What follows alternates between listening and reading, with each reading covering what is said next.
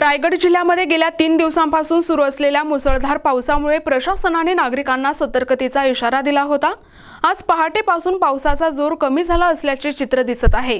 रोहा तालुक्यातही पावसाचा जोर ओसरल्यामुळे धोका पातळी ओलांडलेली कुंडलिका नदी आता इशारा पातळीच्या आत वाहत आहे।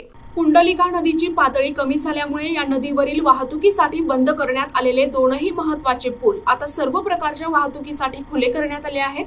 त्यामुळे प्रवाशांना मोठा दिलासा मिळाला आहे। मुंबई आणि गोवा जिल्ह्यांमध्ये आज रेड अलर्ट आल्यामुळे शाळांना सुट्टी जाहीर करण्यात आली आहे।